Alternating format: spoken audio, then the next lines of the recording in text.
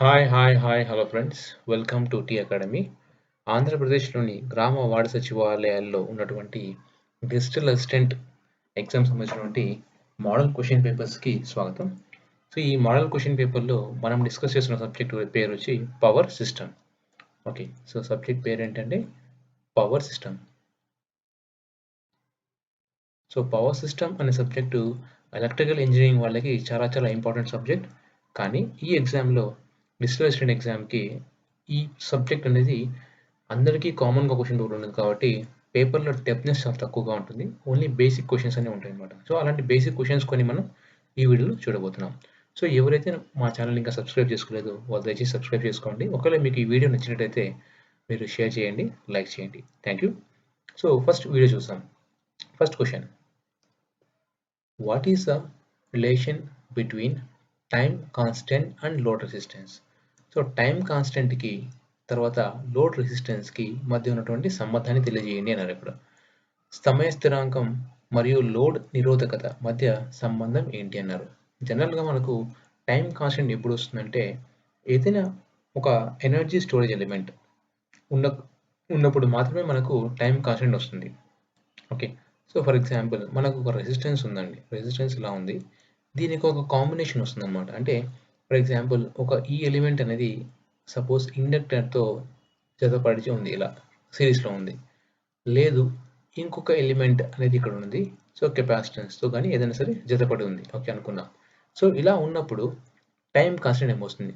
Only resistance మాత్రమే ఉంటే time constant రాదు. ఓకే, ఏదర్ అది రెసిస్టెన్స్ అనేది ఇండక్టెన్స్తో రావడం ద్వారా కానీ లేదా కెపాసిటెన్స్ ఉన్నప్పుడు మాత్రమే మనకు టైం కాన్స్టెంట్ అనేది వస్తుంది అనమాట. ఓకే, ఫర్ ఎగ్జాంపుల్ ఇక్కడ ఇండక్టెన్స్ ఎల్ తీసుకుందాం, రెసిస్టెన్స్ ఆర్ ఉంది.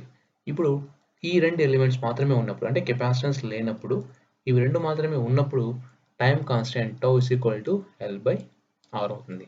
సో ఇప్పుడు ఈ కాంబినేషన్స్ ఉన్నప్పుడు టైం కాన్స్టెంట్ అనేది inversely proportional to resistance. So they are inversely proportional to అని చెప్పొచ్చు మనం. ఒకవేళ ఫర్ ఎగ్జాంపుల్ ఇచ్చిన ఎలిమెంట్లో కెపాసిటెన్స్ ఉంది, ఇండక్టెన్స్ లేదు, అప్పుడు ఏమవుతుంది? So time constant tau is equal to R into C. So ఇక్కడ ఏమి ఇచ్చారంటే time constant is proportional to R అని చెప్పుకోవచ్చు. అప్పుడు ఏమవుతుంది? They are directly proportional. కానీ ఇచ్చిన క్వశ్చన్లో relationship between the time constant and load resistance అని మాత్రమే ఇచ్చారు. ఇక్కడ ఏమవుతుందంటే ఆ ఎలిమెంట్ ఏదని చెప్పలేదు, అది రెసిస్టర్ ఇండక్టరా లేదా రెసిస్టర్ కెపాసిటర్ అని ఇవ్వలేదు కాబట్టి మనం ఈ ఆన్సర్ని మనం చెప్పలేము. Okay, so cannot be predicted. Suppose ఒకవేళ what is the relationship between the time constant and load resistance in RL network అయితే మనకు ఈ ఆన్సర్ కరెక్ట్ అవుతుంది. అలా కాకుండా ఆర్సీ నెట్వర్క్ అయితే ఆర్ఎల్ నెట్వర్క్ అయితే ఇన్వర్స్లీ ప్రపోర్షనల్, ఆర్సీ నెట్వర్క్ అయితే డైరెక్ట్లీ ప్రపోర్షనల్ చెప్పొచ్చు. కానీ ఇక్కడ ఏమీ ఇవ్వలేదు కాబట్టి మనకు ఆన్సర్ అనేది ఎక్స్పెక్ట్ చేయలేము. తర్వాత ఇంకో question, the inertia constant of two groups of machines which do not swing together are 420 megajoules per megavolt ampere. The equivalent inertia constant of the system is. So ఇప్పుడు ఏమి ఇచ్చారంటే రెండు మెషిన్స్ ఉన్నాయి, అవి రెండు స్వింగ్ కాకుండా ఉంటే అన్నారు. సో ఇక్కడ రెండు ఫార్ములాస్ వస్తాయండి. ఒకవేళ swinging together and not swinging. ఇప్పుడు మనకి ఇచ్చిన మనకు ఆప్షన్స్ ఇవ్వలేదు కాబట్టి జస్ట్ డైరెక్ట్గా చెప్తున్నాను. స్వింగింగ్ టుగెదర్ అన్నప్పుడు ఎం ఈక్వలెంట్ అనేది M1 ప్లస్ M2 అవుతుంది. అంటే దీని ప్రకారం ఏమవుతుందంటే ఈ 20 మెగా జూల్స్ని ఈ 4ని రెండు యాడ్ చేస్తాం. సో 20 ప్లస్ 4 అది ఏమవుతుంది? 24 mega joules per mega volt ampere అయిపోయింది. కానీ ఇచ్చిన క్వశ్చన్లో మనకు స్వింగింగ్ టుగెదర్ అన్నాడు. Swinging together means M equivalent will be is equal to M1 M2 divided by M1 plus M2. So అప్పుడు ఏమవుతుంది? 20 into 4 divided by 20 plus 4. అప్పుడు ఏమవుతుందంటే ఆన్సర్ వచ్చి 10/3 అవుతుంది. Okay, so 10/3 is the right answer. So units ఏంటంటే మనకు mega joules per MVA అవుతుంది. Okay, next question, if all the sequence voltages at the fault point in a power system are equal, then what is the fault is? So fault ఏమవుతుంది sir? Fault అనేది ఏమవుతుంది యాక్చువల్గా ఏమంటే మనకు power సిస్టమ్‌లో different faults ఉన్నాయి. అది మనకు 2 టైప్స్ ఆఫ్ ఫాల్ట్స్ ఉంటాయి. ఒకటొచ్చి symmetrical faults. Second one is asymmetrical faults. So symmetrical faults అనేవి ఏమేమి ఉంటాయంటే మనకు 2 ఉంటాయన్నమాట. అంటే లైన్ ఇంకొకటి ఏమంటే line to ground faults. Asymmetrical ఫాల్ట్స్‌లో ఎక్కువగా వచ్చేదంటే line to ground fault. Second one వచ్చి line fault, double L to ground fault. అసలు ఏంటి సార్ ఫాల్ట్స్ అనేవి? ఓకే. సో మీరు రోడ్ సైడ్ వెళ్ళేటప్పుడు బయట అబ్జర్వ్ చేశారంటే ఎవరైతే మనకు ఎలక్ట్రికల్ ఇంజినీరింగ్ కాకుండా వేరే వాళ్ళు ఎవరైతే ఉన్నారో వాళ్ళ కోసం ఈ పాయింట్ చెప్తున్నానండి. ఎందుకంటే మిగతా వాళ్ళకి ఇది తెలిసిన పాయింట్సే. ట్రాన్స్మిషన్ లైన్స్ మనకు టవర్స్‌లా ఉంటాయి కదా! సో టవర్స్‌లా ఉన్నప్పుడు మనకి ఇక్కడ ఒక ట్రాన్స్మిషన్ లైన్ వెళ్తూ ఉంటుంది ఇలా పక్క నుంచి. ఓకే. సపోజ్ ఇలా వెళ్తుంది. ఒక లైన్‌లో వెళ్తూ ఉంటాయి మనం చూస్తే. ఓకే. ఎప్పుడైతే ఈ లైన్ అనేది కట్ అయిపోయి దేనివల్ల ఏదైనా ప్రమాదం వల్ల లైన్ కట్ అయ్యి గ్రౌండ్ టచ్ అయిందనుకోండి. అంటే ఇలా వెళ్తున్న లైన్ ఇలా కట్ అయిపోయి కిందకి ఇలా వెళ్ళిపోయింది. అప్పుడు దాన్ని ఏమంటారంటే ఇది ఒక లైను. ఇది గ్రౌండ్ టచ్ అయింది కాబట్టి దాన్ని ఎల్‌జీ ఫాల్ట్ అంటాం. సపోజ్ ఈ లైన్ ఇంకొక లైన్ పక్కనే వెళ్తున్న వేరొక లైన్ ఉందనుకోండి. ఆ 2 టచ్ అయిందనుకోండి. దాన్ని లైన్ టు లైన్ ఫాల్ట్ అంటాం. సపోజ్ అలా లైన్ టు లైన్ టచ్ అయ్యి మళ్ళీ ఇది గ్రౌండ్‌కైతే దాన్ని మనం double L to ground fault అంటాం. ఓకే. సో వీటిని మనం స్టడీ చేయడానికి మనం ఒక సిమెట్రికల్ కాంపోనెంట్స్ టెక్నిక్‌ని వాడతాం. ఆ సిమెట్రికల్ కాంపోనెంట్స్ టెక్నిక్ అనే దాని ద్వారా ఏమవుతుందంటే మనకు సీక్వెన్స్ వోల్టేజ్ అని వస్తాయి. సో సీక్వెన్స్ వోల్టేజ్ మొత్తం 3 రకాలుగా ఉంటుంది. ఏదంటే V1, V2, V0 అంటాం. సపోజ్ ఆర్ బేస్ అయితే V1R, V2R, V0R అంటాం. అంటే దీన్ని మనం పాజిటివ్ సీక్వెన్స్ గాను, తర్వాత దీన్ని నెగెటివ్ సీక్వెన్స్ గాను, దీన్ని మనం జీరో సీక్వెన్స్ గాను అంటాం. ఓకే. సో అడిగిన క్వశ్చన్ ఏంటంటే శక్తి వ్యవస్థలో ఫాల్ట్ పాయింట్ వద్ద ఉన్న అన్ని సీక్వెన్స్ వోల్టేజ్ సమానంగా ఉంటే ఆ ఫాల్ట్‌ని ఏమంటారంటే మనం double L to ground fault అంటాం. Okay. So double L to ground fault ఏమవుతాయంటే ఈ అన్ని సీక్వెన్స్ వోల్టేజ్ అనేవి ఒకదానికొకటి సమానంగా ఉంటాయి. Okay. Next one. What is the line to earth capacitance value of short transmission line? So first of all, transmission lines అనేటివి. So transmission lines అనేటివి 3 types గా డివైడ్ చేశారు. ఓకే. సో అవి ఏమంటే ఒక్కొక్కటి చూసామండి. Okay right. సో ఫస్ట్ వచ్చి short transmission line, రెండోది వచ్చి medium transmission line, last one వచ్చి long transmission line. So short transmission line అనేవి లెస్ దాన్ 80 కిలోమీటర్ల కన్నా తక్కువగా ఉంటే లెంత్ ఉంటే దాన్ని మనం షార్ట్ ట్రాన్స్మిషన్ లైన్ అంటాం. తర్వాత మీడియం ట్రాన్స్మిషన్ లైన్ అంటే 80 నుండి 200 కిలోమీటర్ల కన్నా తక్కువగా లోపు ఉంటే దాన్ని మనం మీడియం ట్రాన్స్మిషన్ లైన్ అంటాం. అలాగే 200 కిలోమీటర్ల కన్నా ఎక్కువగా పొడవు ఉన్నటువంటి లైన్స్‌ని లాంగ్ ట్రాన్స్మిషన్ లైన్ అంటాం. ఓకే. సో ఇవి కూడా చాలా ఇంపార్టెంట్ క్వశ్చన్స్. ఈ వాల్యూ కూడా గుర్తుపెట్టుకోండి. ఇప్పుడు క్వశ్చన్ ఏమడిగారు? షార్ట్ ట్రాన్స్మిషన్ లైన్ యొక్క ఎర్త్ కెపాసిటెన్స్ విలువ లైన్ ఏంటి అన్నాడు. సో షార్ట్ ట్రాన్స్మిషన్ లైన్ ఏదైనా సరే ట్రాన్స్మిషన్ స్టడీ చేయడానికి మనకు 4 పారామీటర్స్ కావాల్సిన అవసరం ఉంటుంది. అదే resistance, inductance, capacitance, conductance value. Okay. కానీ షార్ట్ ట్రాన్స్మిషన్ లైన్ స్టడీ చేసేటప్పుడు దాని యొక్క లెంత్ చాలా తక్కువగా ఉంటుంది కాబట్టి మనం కెపాసిటెన్స్ వాల్యూని తర్వాత కండక్టెన్స్ వాల్యూని నెగ్లెక్ట్ చేస్తాం. ఇవి 2 వాల్యూస్ కూడా మనకు చాలా తక్కువగా ఉంటాయి. అంటే ఈక్వల్ టు 0 అని చెప్పుకోవచ్చు. సో షార్ట్ ట్రాన్స్మిషన్ ఎలా ఉంటుంది మనకు? షార్ట్ ట్రాన్స్మిషన్‌లో ఓన్లీ రెసిస్టెన్స్ మాత్రమే ఉంటుంది. తర్వాత ఇండక్టెన్స్ ఉంటాయి. ఇవి రెండే మాత్రమే ఉంటాయి. సో ఈ షంట్ కెపాసిటెన్స్ వాల్యూ 0కి సమానంగా ఉంటాయన్నమాట. Okay. So short transmission line యొక్క ఎర్త్ కెపాసిటెన్స్ విలువకు లైన్ ఏంటి అంటే చాలా తక్కువగా ఉంటుంది.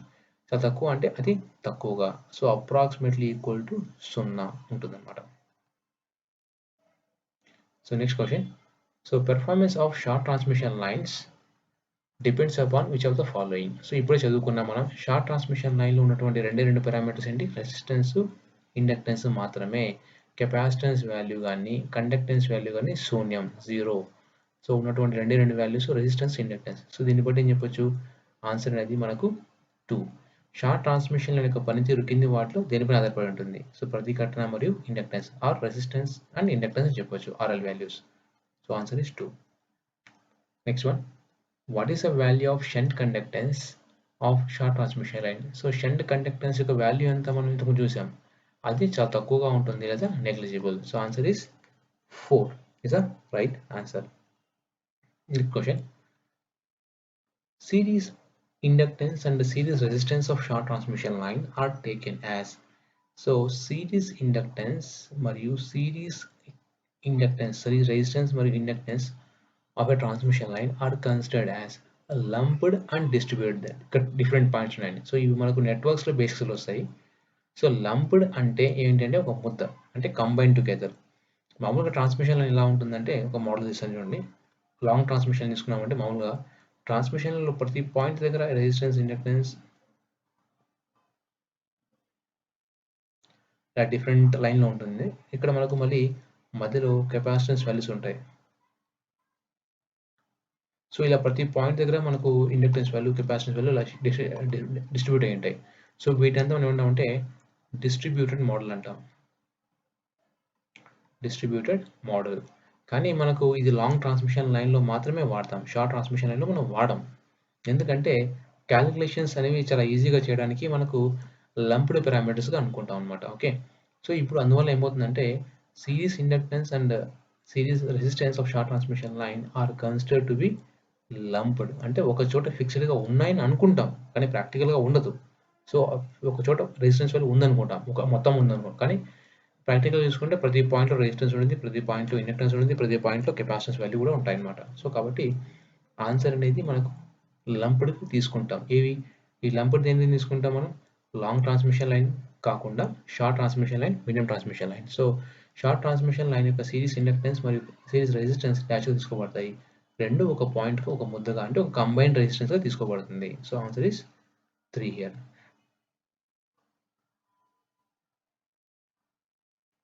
Next question. The voltage regulation of a transmission line should be. So voltage regulation అంటే ఏంటంటే రెసిస్టెన్స్ తర్వాత రియాక్టెన్స్ వల్ల ఏమవుతుందంటే మనకు ఫర్ ఎగ్జాంపుల్ ఇక్కడ ఒక షార్ట్ ట్రాన్స్మిషన్ లైన్ తీసుకుందాం. ఇక్కడ సెండింగ్ అండ్ వోల్టేజ్ పంపిస్తాం, ఇక్కడ రిసీవింగ్ అండ్ వోల్టేజ్ అనుకుందాం for example. Okay, so voltage regulation అంటే ఏంటంటే లోడ్ పెరిగే కొద్ది, ఇక్కడ లోడ్ వేసామనుకోండి ఫర్ ఎగ్జాంపుల్, ఈ లోడ్ ఏం చేస్తుంది, మనకు కొంచెం కరెంట్ తీసుకుంటుంది. ఇక్కడ లోడ్ అనేది కరెంట్ ఎక్కువగా డ్రా చేస్తుంది. ఓకే, సో ఇలా కరెంట్ డ్రా చేయడం వల్ల ఇక్కడ ఏమవుతుంది, ఇక్కడ ఉన్నటువంటి వోల్టేజ్ డ్రాప్ అనేది పెరుగుతుంది. అలా వోల్టేజ్ డ్రాప్ పెరిగినప్పుడు సపోజ్ ఇక్కడ 230 వోల్ట్స్ ఇచ్చామనుకోండి, ఇక్కడ వోల్టేజ్ డ్రాప్ ఏమవుతుంది, పెరగడం వల్ల ఒక 20 వోల్ట్స్ అనుకుందాం. ఫైనల్గా ఎంత వస్తుంది మనకి, ఇక్కడ 210 వస్తుంది. సో కేవీఎల్ అప్లై చేసుకున్నారంటే. అలాగే కరెంట్ ఇంకొంచెం పెరిగింది, ఆటోమేటిక్గా ఏమవుతుంది, 230 ఏమో ఇక్కడ వాల్యూ ఉంటుంది, బట్ ఇక్కడ ఏమో ఇంకా 30 వోల్ట్స్ పెరిగింది, ఫైనల్గా ఏమవుతుంది 200 వోల్ట్స్ వస్తుంది అనమాట. అంటే ఏమవుతుందంటే లోడ్ పెరిగే కొద్దీ ఆ ట్రాన్స్మిషన్ లైన్ యొక్క రిసీవింగ్ అండ్ వోల్టేజ్ చాలా తగ్గిపోతుంది. సో ఈ ఫినామినా మనం ఇక్కడ ఎలా అబ్జర్వ్ చేయొచ్చు అంటే, మామూలుగా ఇంట్లో అబ్జర్వ్ చేస్తూ ఉండొచ్చు. ఓకే, ఏదైనా ఒక ఇండక్షన్ మోటార్ కానీ, ఫ్రిడ్జ్ కానీ, టీవీ కానీ ఆన్ చేసినప్పుడు ఒకసారిగా మనకు లైట్స్ అనేవి డిమ్ అవుతాయి అనమాట. ఓకే, సో అలా ఆ ఫినామినా అనమాట అబ్జర్వ్ చేయొచ్చు. అలాంటి ఏమవుతుందంటే మనకు ఒకసారిగా లోడ్ పెరిగినప్పుడు మొమెంటరీగా మనకి ఏమవుతుందంటే వోల్టేజ్ డ్రాప్ అవుతుంది. సో దాన్ని స్టడీ చేయడానికి మనం వోల్టేజ్ రెగ్యులేషన్ వాడతాం. సో వోల్టేజ్ రెగ్యులేషన్ అనేది చదువుతాం అనమాట. సో వోల్టేజ్ రెగ్యులేషన్ ఏం చేస్తుందంటే మనకు చూపిస్తుంది ఏంటంటే, ఒకవేళ లోడ్ పెరిగినప్పుడు వోల్టేజ్ డ్రాప్ ఎంత అవుతుంది. ఓకే, మీరు అనుకున్న వోల్టేజ్ 230, బట్ మీకు ఎంత వస్తుంది, 200 వోల్ట్స్ వస్తుంది. అంటే డిఫరెన్స్ వస్తుంది కదా, ఆ డిఫరెన్స్ తెలియడానికి వోల్టేజ్ రెగ్యులేషన్ అనే టెక్నిక్ ఆర్ మెథడ్ యూజ్ అవుతుంది అనమాట. So voltage regulation of transmission line should be, అంటే ఎలా ఉండాలి, మనం ఎంత లోడ్ వేసుకున్నా సరే మనకు వోల్టేజ్ అనేది 230 వోల్ట్స్ రావాలి. ఓకే, సో అది పవర్ సిస్టమ్ యొక్క మెయిన్ ఆబ్జెక్టివ్ అనమాట. అంటే sending end voltage, receiving end voltage సేమ్గా ఉండాలని చెప్పి పవర్ సిస్టమ్ లేదా ట్రాన్స్పోర్ట్ డిపార్ట్మెంట్ ఎప్పుడు కష్టపడుతూ ఉంటుంది. ఎందుకంటే అవి రెండు కూడా సమానంగా మెయింటైన్ చేయాలి. 230 వోల్ట్స్ మనం ఇస్తున్నాము, 230 వోల్ట్స్ ఇక్కడ రావాలి. ఓకే, సో కాబట్టి అది ఎంతైతే మనకు చాలా వరకు తక్కువగా ఉండాలి, ఎంత వీలైతే అంత తక్కువగా ఉండాలి. ఓకే, సో మనకి ఇండియాలో వాడుతుంది ±5% టాలరెన్స్ ఇస్తున్నారు అనమాట. ఓకే, సో ప్రసార మార్గం యొక్క వోల్టేజ్ నియంత్రణ డాష్ అయి ఉండాలి, ఇది కనిష్టంగా ఉండాలి. ఐడియల్గా అయితే 0 ఉండాలి, ప్రాక్టికల్గా అయితే మనకు ±5 to 6% ఉందన్నమాట. Okay, next one. In medium transmission lines, the capacitance current. So medium transmission line, the capacitance current is. So capacitance current మనకు capacitance లేదని షార్ట్ ట్రాన్స్మిషన్ చదువుకున్నాం. సో షార్ట్ ట్రాన్స్మిషన్ లైన్లో కెపాసిటెన్స్ అనేది 0 కాబట్టి తీసుకునే కరెంట్ కూడా 0 అవుతుంది. సో మీడియం ట్రాన్స్మిషన్ లైన్లో కెపాసిటెన్స్ అనేది 0 కాదు కాబట్టి ఇది కరెంట్ అనేది ఎక్కువగా ఉంటుంది. So current in medium transmission line is more than that of current in short transmission line. So in medium transmission line the capacitance current is more than the short transmission lines. So medium transmission line లైన్లో capacitive current ఎలా ఉంటుందంటే okay, short transmission line కన్నా చిన్న ప్రసారం కంటే ఎక్కువగా ఉంటుంది, అంటే షార్ట్ ట్రాన్స్మిషన్ కన్నా ఎక్కువగా ఉంటుంది. Okay, next one.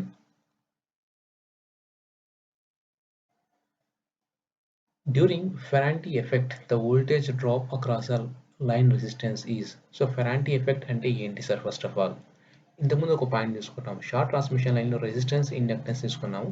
ఒకవేళ మీడియం ట్రాన్స్మిషన్ లైన్ అయితే ఒక కెపాసిటెన్స్ మోడల్ కూడా తీసుకుందాం ఫర్ ఎగ్జాంపుల్. ఇక్కడ ఏమవుతుందంటే సెండింగ్ ఎండ్ వోల్టేజ్ వచ్చి మనకు 230 వోల్ట్స్ ఇచ్చారనుకుందాం. రిసీవింగ్ ఎండ్ వోల్టేజ్ ఏమవుతుంది, జనరల్గా మనకు రెసిస్టెన్స్ ఇండక్టెన్స్ వల్ల అది తక్కువగా ఉంటుంది, ఫర్ ఎగ్జాంపుల్ 210 వోల్ట్స్ అనుకుందాం.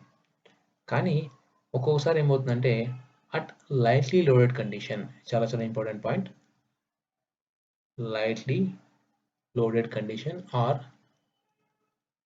నో లోడ్ కండిషన్ ఏమవుతుందంటే ఒకవేళ 230 వోల్ట్స్ మీరు ఇచ్చారంటే, ఒకవేళ ఈ కండిషన్లో ఉన్నప్పుడు కెపాసిటెన్స్ ఎఫెక్ట్ వల్ల ఏమవుతుందంటే 230 వోల్ట్స్ మీరు ఇచ్చినప్పుడు పక్కన ఉన్నటువంటి వోల్టేజ్ ఏమవుతుందంటే అది ఒకవేళ 250 వోల్ట్స్ అవుతుంది.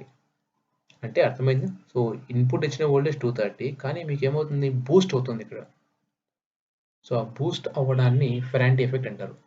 ఓకే, సో దాన్ని ఫెరాంటీ ఎఫెక్ట్ అంటారు. సో అప్పుడు ఏమవుతుందంటే రిసీవింగ్ ఎండ్ వోల్టేజ్ అనేది చాలా ఎక్కువగా ఉంటుంది compare to sending end voltage. ఇది స్పెషల్ కండిషన్ మాత్రమే. ఆ కండిషన్ ఏంటి? Lightly loaded or no load conditions. అలాంటప్పుడు ఏమవుతుందంటే లోడ్ అనేది కెపాసిటివ్ ఇన్ నేచర్ ఎక్కువగా ఉంటుంది. సో కెపాసిటెన్స్ అక్కడ ఎక్కువగా ఉంటుంది, కెపాసిటివ్ ఇన్ నేచర్. సో అప్పుడు ఏమవుతుందంటే the voltage drop across the line resistance, ఇక్కడ ఉన్నటువంటి రెసిస్టెన్స్ విఆర్ అవుతుంది, వోల్టేజ్ డ్రాప్ వచ్చి విఆర్ అవుతుంది. అప్పుడు ఏమవుతుందంటే విఆర్ అనేది లీడింగ్ నేచర్లో ఉంటుంది అనమాట. So lead the receiving end voltage. So Ferranti ప్రభావం సమయంలో లైన్ నిరోధకత అంతటా వోల్టేజ్ డ్రాప్ అంటే రిసీవింగ్ అండ్ వోల్టేజ్లో కన్నా లీడింగ్లో ఉంటుంది అనమాట. Okay, so receiving end voltage దారి తీస్తుంది అన్నారు. Receiving end voltage lead the receiving voltage. So that's it for this video. Thank you friends. Thanks for watching my video. Have a nice day.